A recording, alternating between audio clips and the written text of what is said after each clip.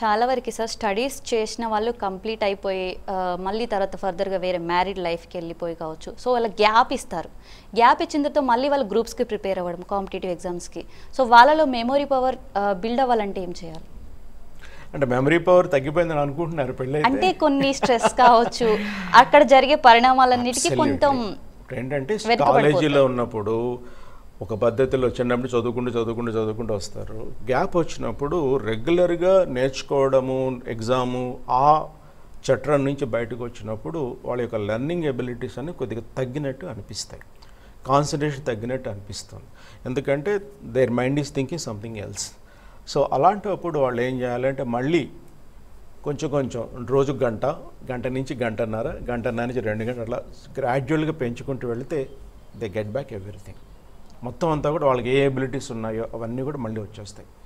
కాబట్టి జీవితంలో ముఖ్యమైన అంశం marriage or any other event. అది అయిన తర్వాత ఒక గ్యాప్ వచ్చిస్తే మీరు గ్యాప్ని గ్యాప్ లాగా భావించద్దు.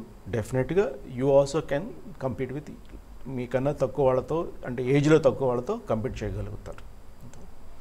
మనం చదువుతున్నప్పుడు కావచ్చు సార్, చాలా వరకు చాలామంది నేను ఎంత చదివినా అసలు నాకు గుర్తుండడం లేదు, నేను చదవను అని కూడా చిరాకు పడుతూ ఉంటారు. చాలా వరకు వాటిని అసలు ఎగ్జామ్సే కావచ్చు, టెస్ట్లే కావచ్చు, వేటిని కూడా అటెంప్ట్ చేయలేకపోతారు.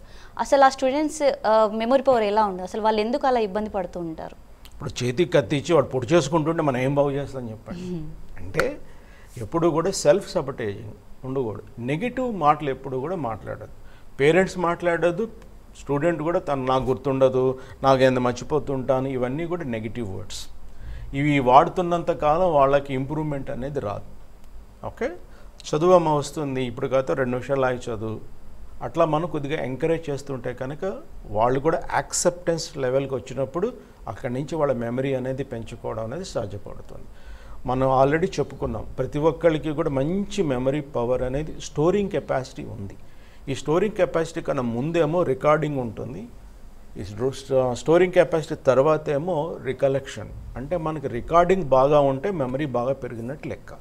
అట్లాగే రికలెక్షన్ కనుక మనం ఎక్కువగా చేస్తూ ఉంటే మనకి మెమరీ పెరిగినట్టు లెక్క. కాబట్టి రికార్డింగ్లో ప్రాబ్లమా, రికలెక్షన్లో ప్రాబ్లమా అనేది మన పిల్లలతో మాట్లాడినప్పుడు మనకు అర్థమవుతుంది. దాని ప్రకారం మనం వాళ్ళకి హెల్ప్ చేయొచ్చు. రికార్డింగ్లో లోపమైతే కనుక వాళ్ళకి రకరకాలుగా, అంటే ఒక్కొక్క స్టూడెంట్ ఒక్కొక్క టైప్ ఆఫ్ లెర్నర్ ఉంటారు. సో ఆడియో లెర్నర్స్ అని, విజువల్ లెర్నర్స్ అని, కైనెస్టిక్ లెర్నర్స్ అని, వాళ్ళకి తగ్గ మెథడ్లో కనుక మనం ఇన్ఫర్మేషన్ ఫీడ్ చేస్తే ఎక్కువగా ఎఫెక్టివ్గా అది గుర్తుంటుంది.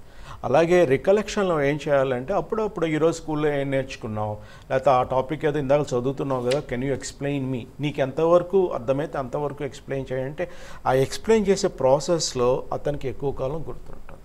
ఇట్లా మనం పిల్లల్ని ఎంకరేజ్ చేస్తే కనుక వాళ్ళకి గుర్తుంటుంది.